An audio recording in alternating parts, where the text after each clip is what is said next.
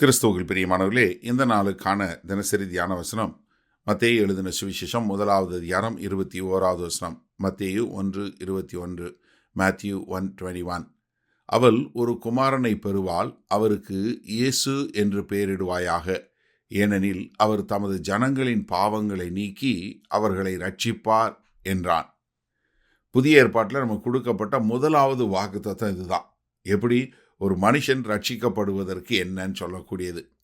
இப்போ தேவதூதன் என்ன சொல்றாரு? மரியாள் ஒரு குமாரனை பெறுவாள், அவருக்கு பேரு இயேசு என்று பெயரிடுவாயாக. இயேசுனா என்ன அர்த்தம்? ரட்சகர், தன்னுடைய ஜனங்களின் பாவங்களை நீக்கி ரட்சிக்கக்கூடியவர். ஏசாயா 7 வசனம் சொல்லும்போது, ஆதலால் ஆண்டவர் தாமே உங்களுக்கு ஒரு அடையாளத்தை கொடுப்பார், இதோ ஒரு கன்னிகை கர்ப்பவதியாகி ஒரு குமாரனை பெறுவாள், அவருக்கு இம்மானுவேல் என்று பெயரிடுவாள். இது பழைய ஏற்பாட்டில் கொடுக்கப்பட்டது. இம்மானுவேல்னா கர்த்தர் நம்மோடு கூட இருக்கிறார் என்று சொல்லக்கூடியதாக. அதே மாதிரி அதே ஏசாயா 9 6 7 வசனத்தை பார்த்தீங்கன்னா, நமக்கு ஒரு பாலகன் பிறந்தார், நமக்கு ஒரு குமாரன் கொடுக்கப்பட்டார், கர்த்தத்துவம் அவர் தோளின் மேல் இருக்கும், அவர் நாமம் அதிசயமானவர், ஆலோசனை கர்த்தா, வல்லமையுள்ள தேவன், நித்திய பிதா, சமாதான பிரபு என்னப்படும். தாவீதின் சிங்காசனத்தையும் அவனுடைய ராஜ்யத்தையும் அவர் திடப்படுத்தி அதை இது முதற்கொண்டு என்றென்றைக்கும் நியாயத்தினாலும் நீதியினாலும் நிலைப்படுத்தும்படிக்கு அவருடைய கர்த்தத்துவத்தின் பெருக்கத்துக்கும் அதன் சமாதானத்துக்கும் முடிவில்லை. சேனைகளின் கர்த்தருடைய வைராக்கியம் இதை செய்யும். அப்போ என்ன? பழைய ஏற்பாட்டில் தீர்க்க தரிசனமாய் ஏசாயா தீர்க்க தரிசியின் புஸ்தகம் மூலமாய் உரைக்கப்பட்ட அந்த இரட்சகர் என்று சொல்லக்கூடிய தேவனிலிருந்து வரக்கூடிய இரட்சகர் பிறந்தார் என்று சொல்லும் விதமாக இங்கே தேவதூதன் சொல்கிறாரு, இவர் தான் அவர் என்று சொல்லும் விதமாக. நீங்கள் லூக்கா 1 வசனத்தில் பார்த்தீங்கன்னா என்ன சொல்கிறாரு? இதோ நீ கர்ப்பவதியாகி ஒரு குமாரனை பெறுவாய், அவருக்கு இயேசு என்று பெயரிடுவாயாக. என்ன? அவருக்கு பேர் என்ன? இவர் இரட்சகர் என்று பெயரிடுவாயாக. அதே மாதிரி லூக்கா 2 வசனத்தில், பிள்ளைக்கு விருத்த சேதனம் பண்ண வேண்டிய 8ஆம் நாளிலே அது கர்ப்பத்திலே உற்பவிக்கிறதுக்கு முன்னே தேவதூதனால் சொல்லப்பட்டபடியே அவருக்கு இயேசு என்று பெயரிட்டார்கள். எப்படி? அவருக்கு பேரே என்ன வச்சாங்க? இயேசுன்னு தான் வச்சாங்க. காரணம், அவர் என்ன பண்ணுவார்? இந்த உலகத்தினுடைய பாவங்களை நீக்கி அவர் என்ன பண்ணுவார்? அவர்களை ரட்சிக்கிறவராக வருவார். அதனால தான் யோவான் சாணகன் அவரை பார்த்த உடனே என்ன பண்ணார்?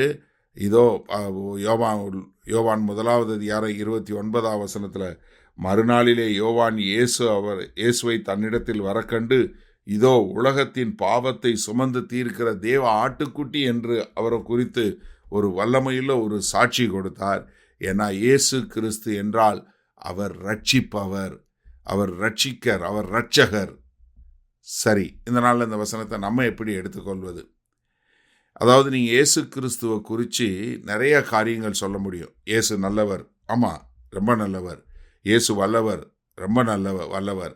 இயேசு பாதுகாப்பார், இயேசு பராமரிப்பார், இயேசு போஷிப்பார், இயேசு உங்களை மீட்பார், இயேசு உங்களை சந்திப்பார், இயேசு உங்களை போஷிப்பார், எல்லாம் சரி.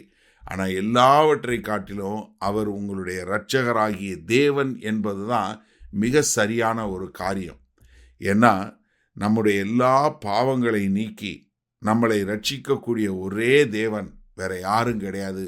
அது நம்முடைய கர்த்தராகிய இயேசு கிறிஸ்து. அதனால தான் இயேசு என்ற பெயருக்கு அர்த்தம் அவர் ரட்சிக்கிறவர், அவர் இரட்சகர் என்று சொல்லக்கூடியதாக.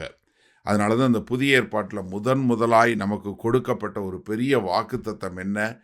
அவர் நம்முடைய ஜனங்களை எதிலிருந்து? பாவங்கள்லேருந்து மீட்டு ரட்சிப்பார்.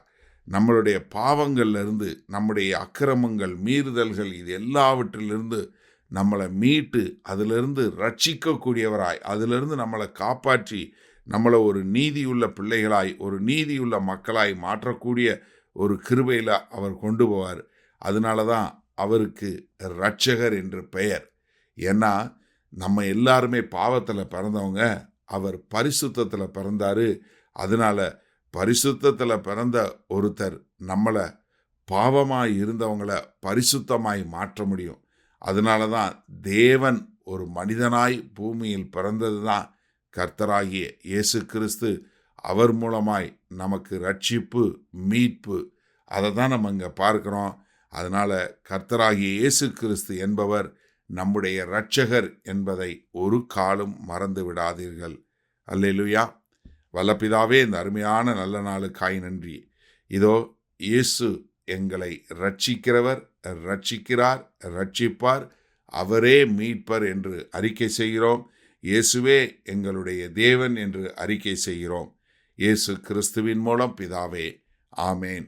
கர்த்தர் உங்களை ஆசீர்வதிப்பாராக. நாம் இன்று மாலை மணால சந்திப்போம்.